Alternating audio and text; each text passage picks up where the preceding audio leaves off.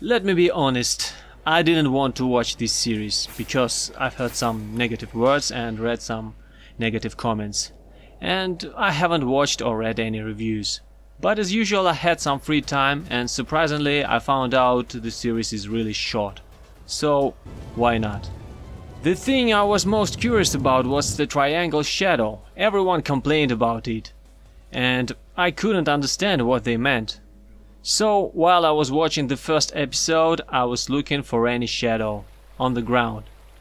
Where else could shadows be for sure? But it seemed like there were no distinct shadows of people at all. They just don't show the ground most of the time, like they have intentionally chosen that view angle and that angle of sun rays. There are shadows of trees and leaves and they look normal. When I watched it for the third time, I noticed the shadows of running people on the ground, and many more normal shadows. I almost broke my eyes watching this scene. Clear still image, the table's surface. But there were only reflections and absolutely normal shadow of the exercise book. So I switched to the walls. Look, there's normal shadow to the right of the fridge. And here is the shadow of the flowers. Statuettes shadows. Yes, do you see it? The distinct shadow of the book. But it's normal again. After the first episode I decided to be more careful and to explore all the shadows on the screen. And I found it almost at the beginning of the second episode. The shadow apex on Heihashi's forehead. Soon I regretted I had been looking for it. Because from that moment I could see only them. They are everywhere. No, not everywhere, on every person, and not only on heads.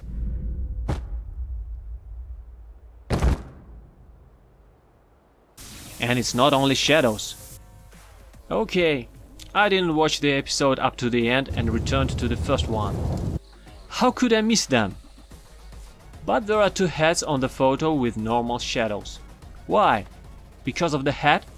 No. Look at the baby's head. He's bald, no head.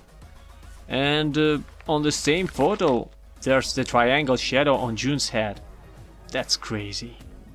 I rewatched the trailer and understood why some people had left those comments about those shadows below my previous video. I think I would have never noticed them by myself. Because in general I like how the series looks. I can't understand why they just put it on every head. Sometimes the light falls from the front and I think there's no need in shadows in a lot of scenes. Here we see a double shadow. And I don't believe they have saved much time. What is the difference between drawing two straight lines with an apex and one simple curve? Well, maybe they used programming, not hands, so I don't know if it's much easier and quicker. 3D or not 3D? There are 3D scenes for sure. Maybe they created frame by frame 2D animation, but they used 3D as well. And if these scenes are really made in 3D, they look exactly like all other scenes that probably were made in 2D. Why did they do that if they had 3D models? To waste time? To say, we made it the traditional way? I don't really care, it's not ugly and that is important.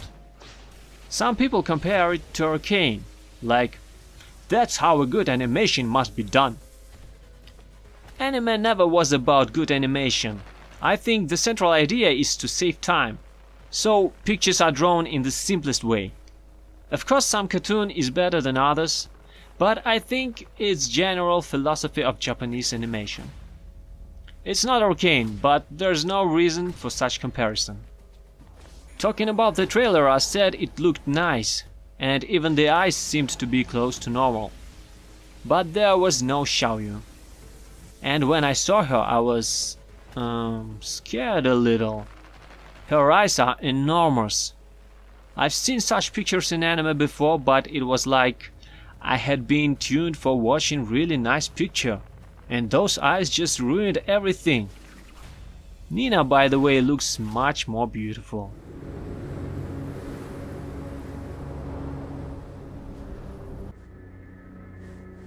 And Paul has really pensive eyes. It scared me too. I've got the skills.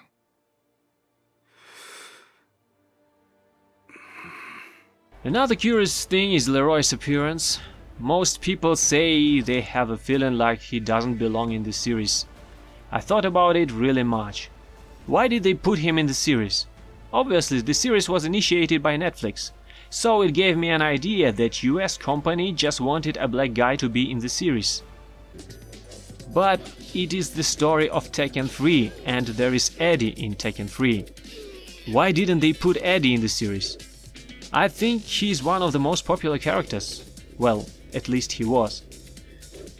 But US company wanted the character to be from US, and Eddie is Brazilian. Also, Namco still sells Leroy as a DLC, so maybe it's kind of promotion, and because of Ip Man movies, his fighting style is popular now, maybe they wanted to use it for promotion as well. But he lost his first fight. To be honest, I'd prefer to see Eddie just because he's really from that time. And I also thought Leroy would be younger in the series. Maybe I just don't understand how the time goes in Tekken because I've never tried to analyze the whole story of all the games. And I know that he spent 50 years in Hong Kong. That's why he's old everywhere, in Peru, in US. Jin broke his left leg, so he uses a cane on the right side. So, what can I say? The series is not bad, the picture is nice, I don't care about those shadows. The plot in general is the same as in Tekken 3, the final scene is the same. The fighting scenes are interesting, that's my favorite.